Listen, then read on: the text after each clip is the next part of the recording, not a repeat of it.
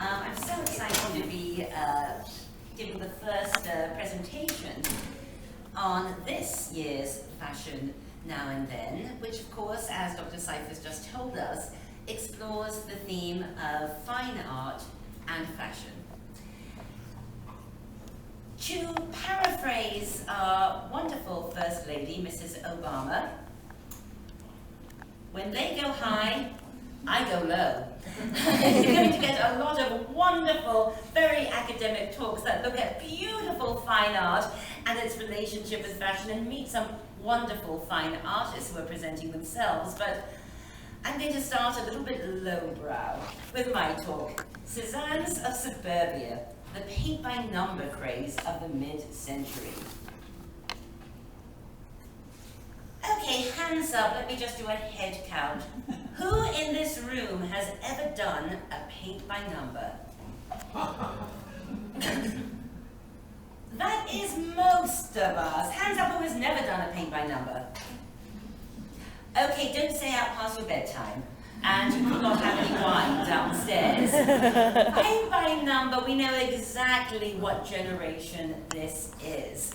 This was a phenomenon of the 1950s and 1960s, although it did bleed into the 70s and dribbled out. But I'm really going to be discussing paint-by-number in its heyday, in the 1950s and early 60s.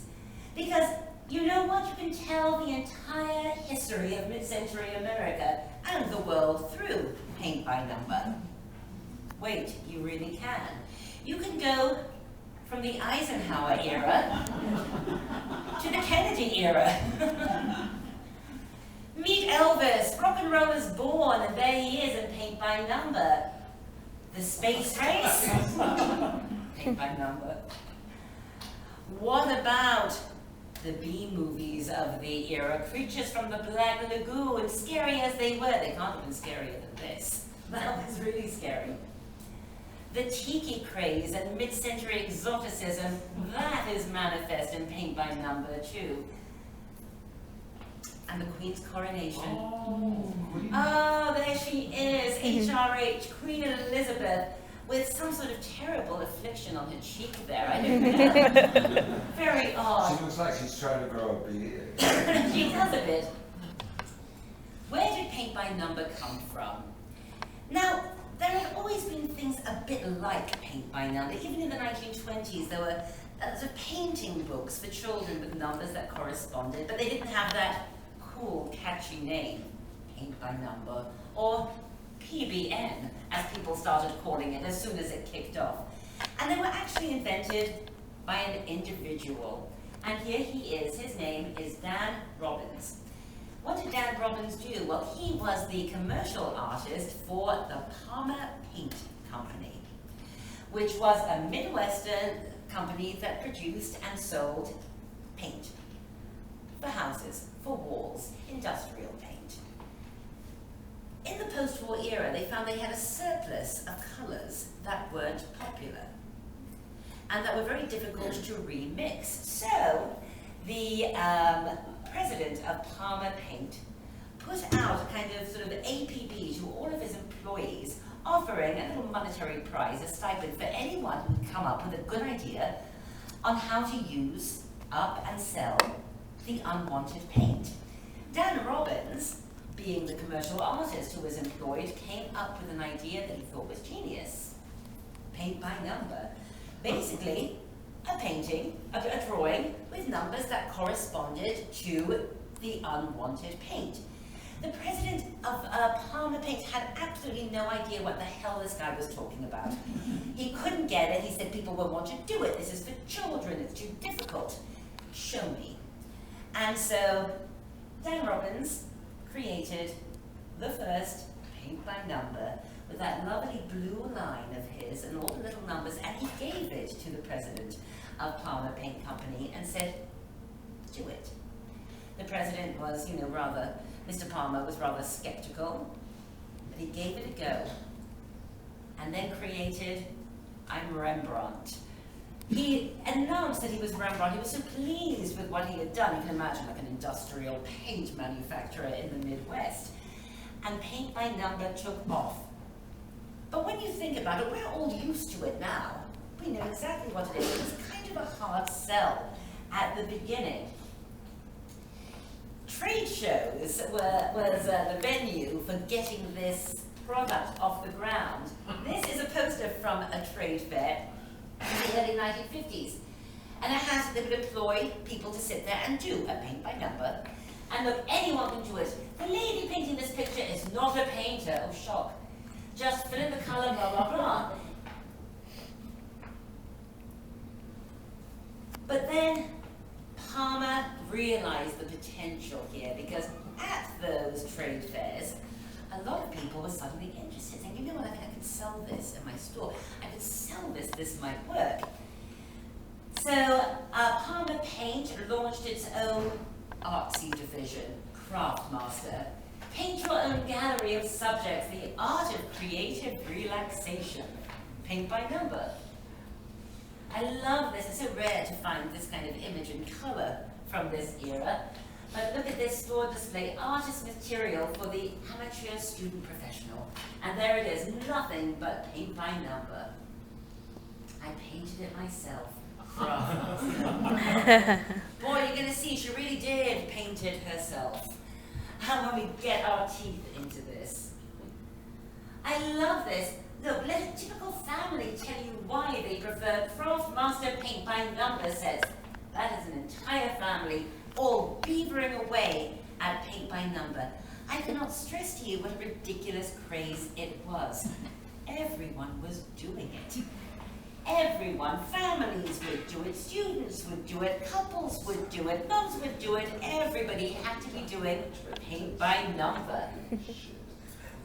So, just in case you don't know, you younger folk, this is how paint by number came. You would get your box like that, the Craftmaster paint by number, and then you would get a set of paints, which corresponded to the spaces that you had to fill in.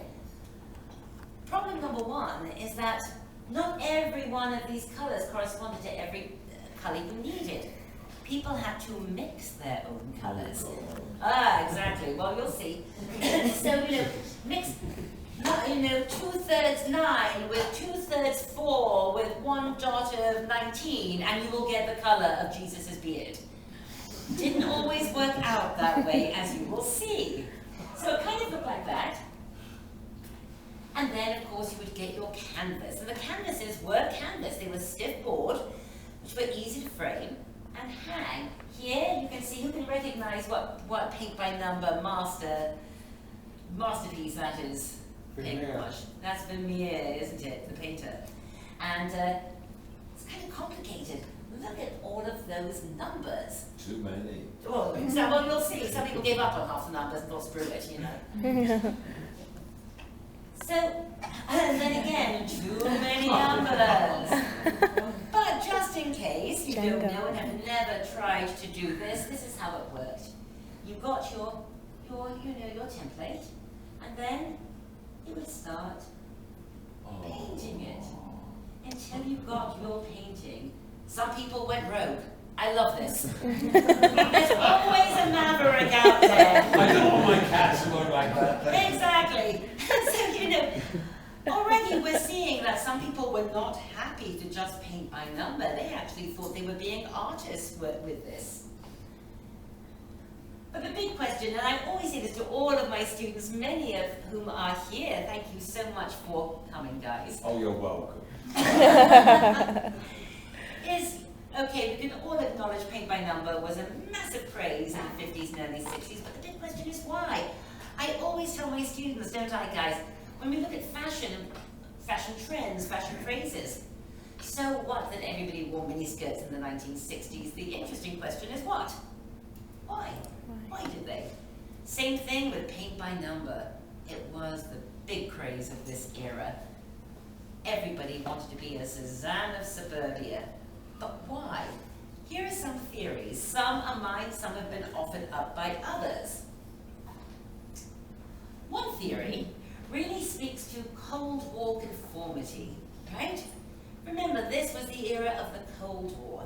This is the era where everybody was really encouraged to be as much like their neighbor as possible. People conformed, they were not way out, they were not outlandish. Rules were followed.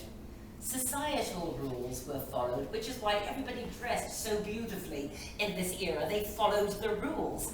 And so many people believe that the craze for paint by numbers was that it allowed people this idea of being creative in the knowledge that Mr. Jones next door was doing exactly the same thing.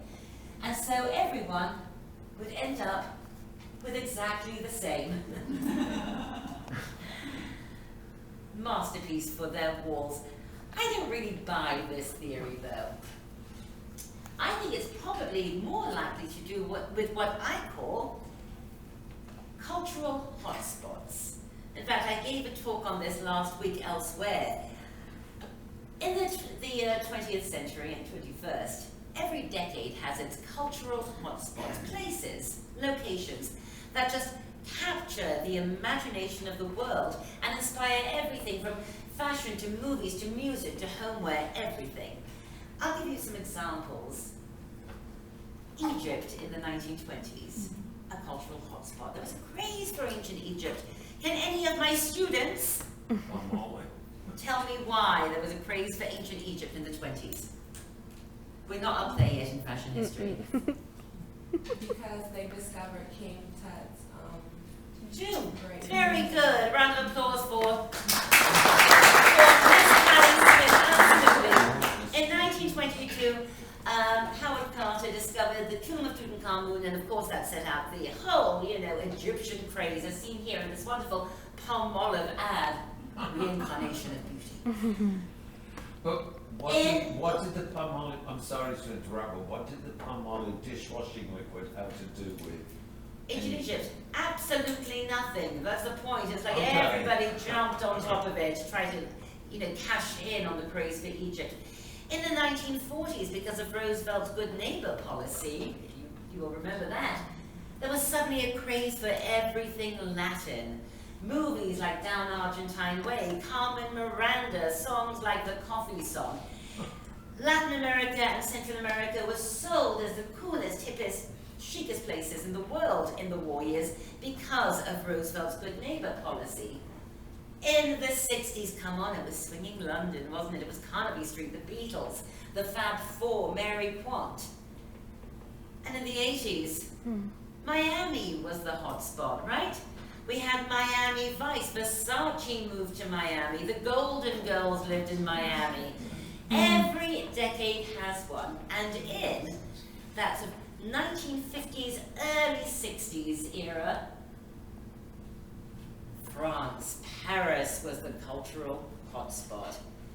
Americans were in love with Paris. Look at this beautiful paint by number. Just really brings Paris to life. You almost smell the coffee and the croissant, can't you, looking at that?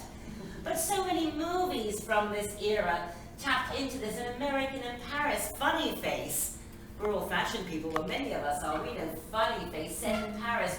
Gigi was set in Paris. The last time I saw Paris with Elizabeth Taylor. It's when everybody started reading Jean-Paul Sartre, or at least pretending that they did. Paris was hot. Which is why there were so many poodles to be found.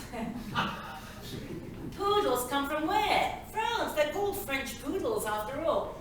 In the 50s in America you would find poodle ornaments like these. Poodle compacts, the poodle haircut. The poodle skirt. Now you all know why people had poodles on their skirts. It was all tied in with this obsession with Paris. Look at this wonderful print. This print is from a dress. So, you see the poodles there, and you see the French advertising, but also, take a look. You have artists. The idea of the French artiste on the Champs-Élysées with his beret, painting, that really tied into this whole obsession with Paris. And you find an awful lot of crap from this era, like this, that evokes and pays homage to this image of the French artist with his beret and his easel. Like there and there. And look at this wonderful skirt. We tie everything into fashion here at LIM College. with the artist easels on it. In fact, the artist easel was one of the most popular motifs of this era. You would find it on brooches, like here. And so, again, paint by number would really pay homage. Look at that, there's some scary poodles. So, there was this idea, okay, everybody wanted to have a slice of France. They loved this idea of Paris. And the way that Paris was sold to the American sort of mainstream public was that nearly everyone there was an artist. So I think that one of the reasons, possibly, that people became so in love with this idea of painting their own masterpiece was because this idea that cool, sexy, romantic people were doing this all the time in Paris really tied into that. Also, this is the era of the beatniks, again generated partially from this Paris fad, the beatniks with the berets and the Breton tops. And I think that a lot of the middle class, very mainstream people really believed that this, hey, I can't be an artist because I have no talent. Oh, but look, craftmaster. I can get the accoutrement. I can have the paintbrushes, and I can have the beret, I can have the apron, and I can be painting. So that's another theory. Another theory is that the GI Bill, of course, made housing available to a great many of the population. These new ranch-style homes in places like Levittown, right? So you think it's vile? I love it. Love this. So imagine you move into one of these new, wonderful, we now believe very wonderful, postmodern GI Bill ranch-style homes. There was a lot of wall space to fill. And just to remind my younger students that this wasn't the era when people would buy a poster and frame it. That really happened in the late 1960s. People started doing that with posters of Che Guevara that they would frame. In this era, if you had art on your wall, it had to be proper art. It had to be proper art. It had to be a painting. But most people couldn't afford to fill their whole home with original paintings. But hey, craftmaster, I can do it myself. And so suddenly, they can have all manner of paint by number. Thank you. They painted it themselves. Another reason I think that paint by number exploded during this era was that this was the era when the mid-century emergence of American art, abstract expressionism, started to be filtered down to the knowledge bank of the mainstream. People like Jackson Pollock. Now, of course, we are all, academics or students, and we understand Jackson Pollock.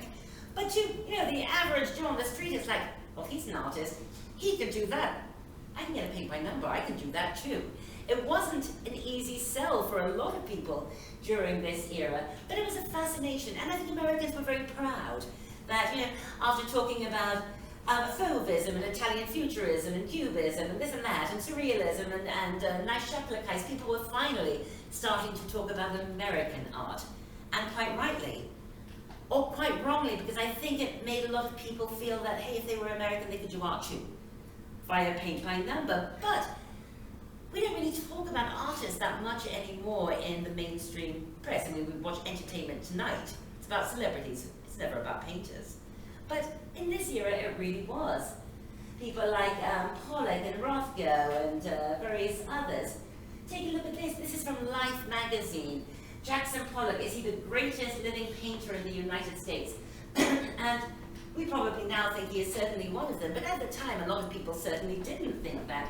Art, painting, it was a talking piece, a dinner party conversation during this era. Look at this baffling US art. What's it all about? I was an art history undergrad, and let me tell you, there was many times where I wish I could have started a paper with, what's it all about? Baffling. So I think that this also just added to an interest in painting in general, in art, in the medium itself. And yet,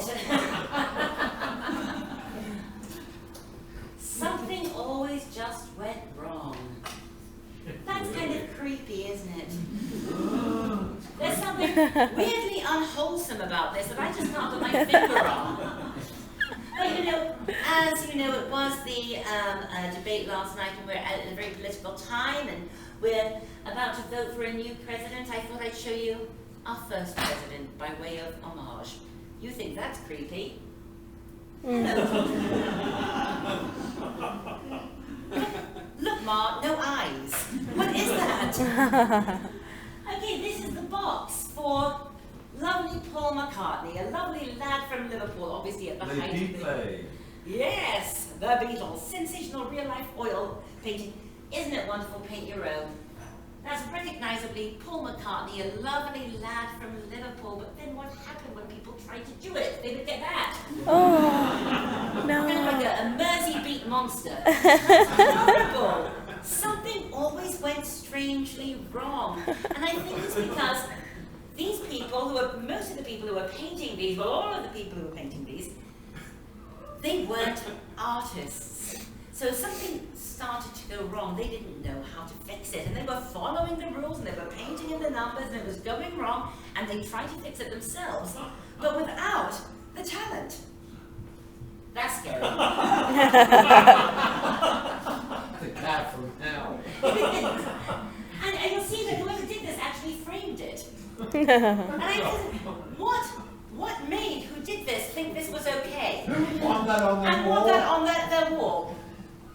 Because if you take a look at something like this is the image from the box of a lovely sort of primitive Virgin Mary. What the hell?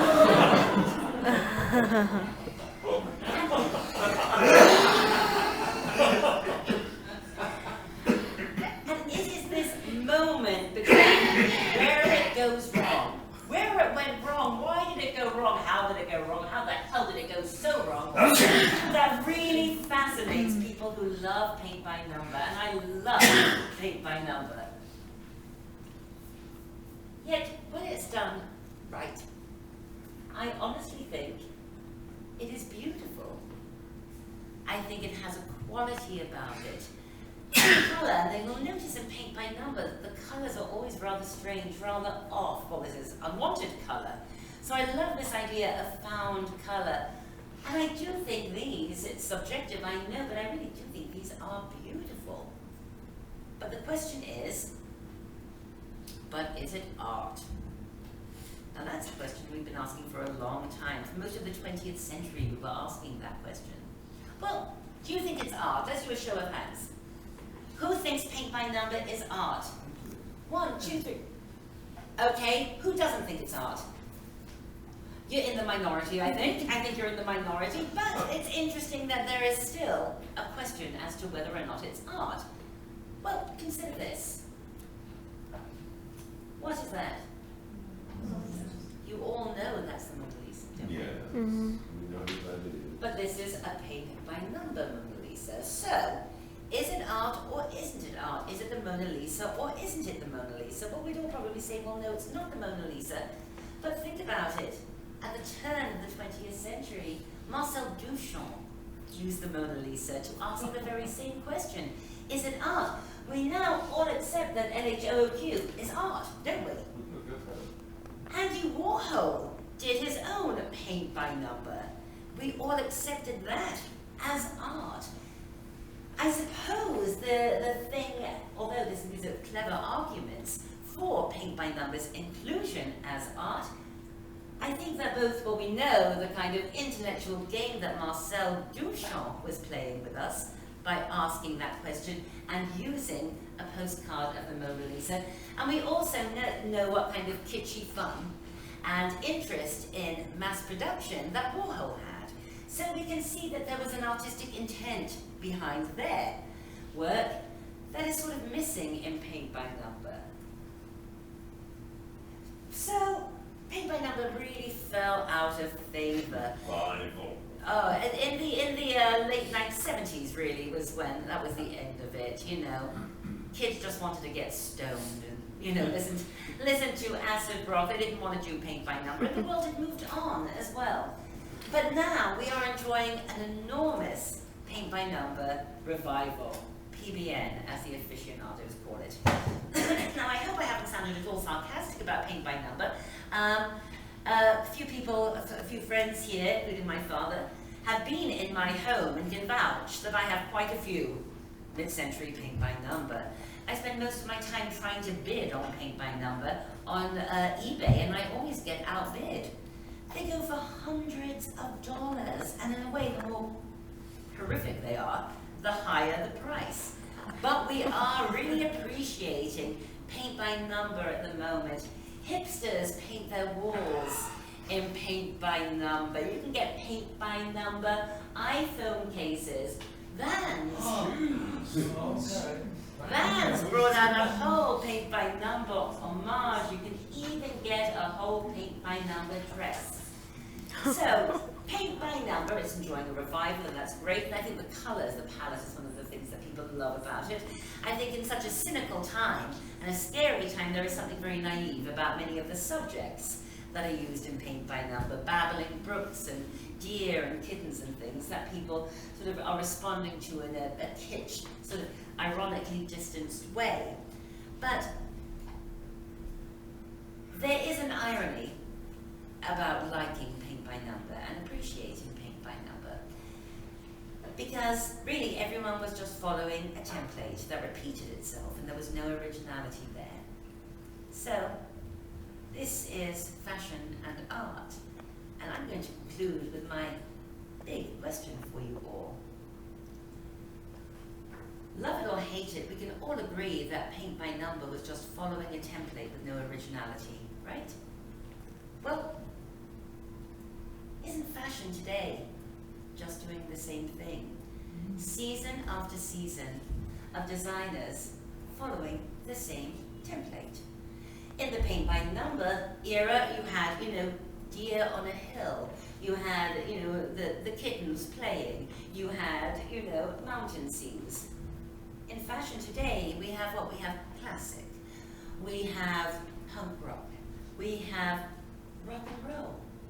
And just as with paint by number, designers and retailers, they take the template and just color it in themselves. Fashion is working from the same template and just coloring it in. Don't you think? At the moment, it's kind of like paint by number. So that's kind of a big, heavy question to leave you with as you go into what I hope and know will be a wonderful weekend with us here at LIM College. Thank you for joining us.